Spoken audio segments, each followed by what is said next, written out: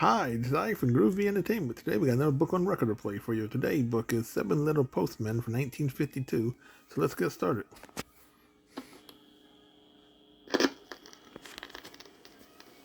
Hi there, boys and girls. My name is Kay Landy, and I'm going to read you a story called Seven Little Postmen. Look at the cover of your book. Can you find the seven little postmen? They seem to be very busy, don't they? The big words say, Seven Little Postmen. Now open the book. Say, Seven Little Postmen. Now open the book. See the envelope ready to be mailed? There is a red airmail stamp on it. At the top of the envelope, the words say, via airmail. That tells the postman how the letter is to be sent. In the middle of the envelope, the words say, Seven Little Postmen, by Margaret Wise Brown and Edith Thatcher Hurd.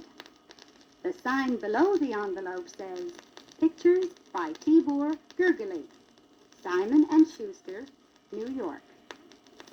Now turn the page, and there we see a picture of a little boy lying on the floor writing a letter. But let's begin to read the story together. Here we go. A boy had a secret. It was a surprise. He wanted to tell his grandmother, so he sent his secret through the mail. The story of that letter is the reason for this tale of the seven little postmen who carried the mail. Because there was a secret in the letter, the boy sealed it with red sealing wax. If anyone broke the seal, the secret would be out. He slipped the letter into the mailbox. Turn the page. The first little postman took it from the box, put it in his bag, and walked 17 blocks to a big post office all built of rocks. Do you see the big post office building on the other page? The words at the top say, Neither snow, nor rain, nor heat, nor gloom of night stays these couriers from the swift completion of their appointed rounds. Did you know that's the motto of the post office? Well, it is. Now turn the page and we'll go on with the story. The letter with the secret was dumped on a table with big and small letters that all needed the label of the big post office. Stamp, stamp, clickety-click, the machinery ran with a quick, sharp tick. The letter with the secret is stamped at last, and the round black circle tells that it passed through the canceling machine. Click, whiz, fast. Turn the page. Big letters, small letters, thin and tall. The second little postman sorts them all. The letters are sorted from east to west, from north to south. And this letter had best go west, said the second little postman, scratching his chest. Into the pouch, lock it tight. The secret letter must travel all night.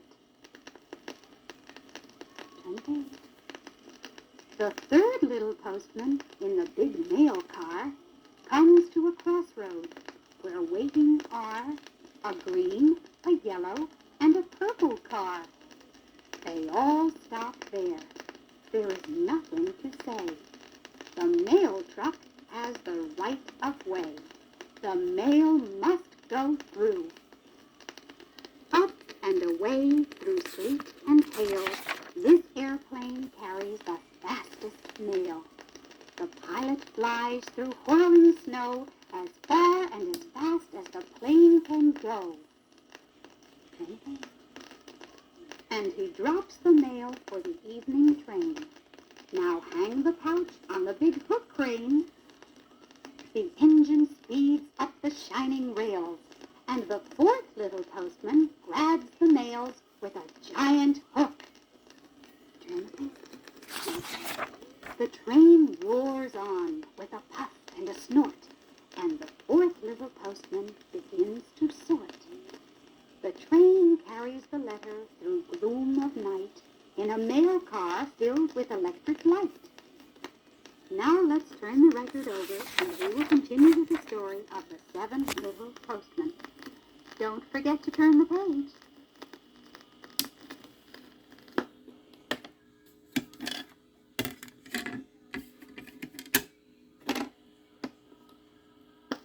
Here we are on the second side of the record.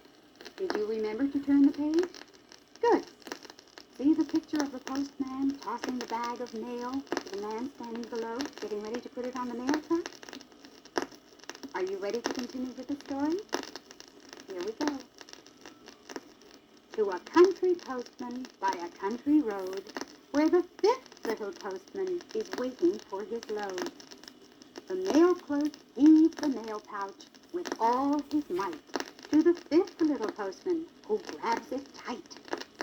Then off he goes along the lane and over the hill until he comes to a little town that is very small. So very small, the post office there is hardly one at all. Turn the page. The 6th little postman, in great big boots, sorts the letters for their various routes. Some down the river, some over the hill.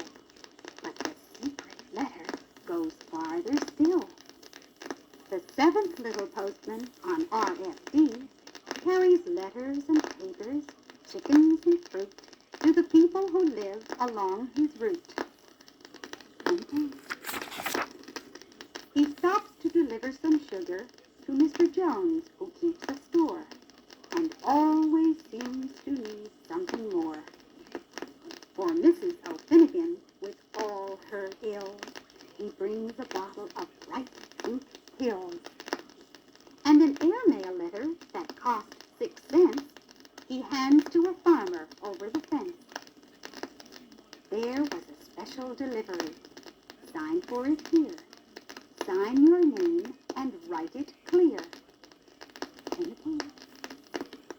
There were parts for a tractor and a wig for an actor and a funny postcard for a little boy playing in his own backyard. There was something for Sally and something for Sam and something for Mrs. Potter, who was busy making jam.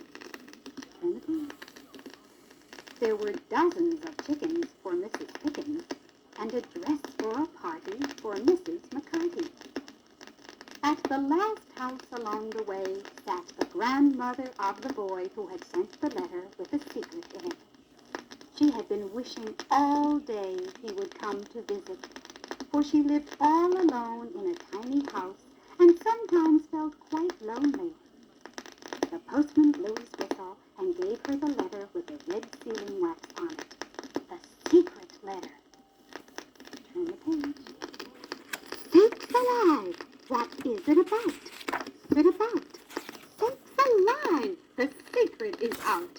What does it say?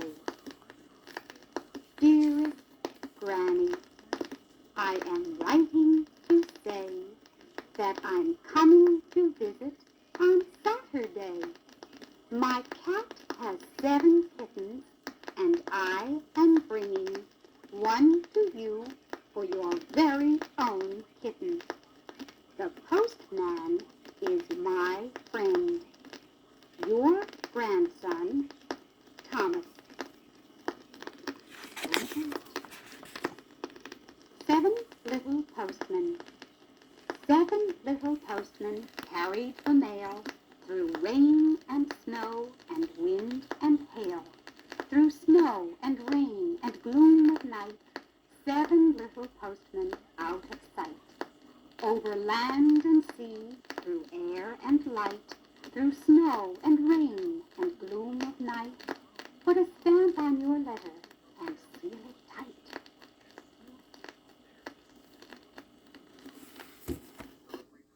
So that was the 7 Little Postmen for 1952. So if you like, subscribe, share, and comment. Have a groovy day. Our next book will be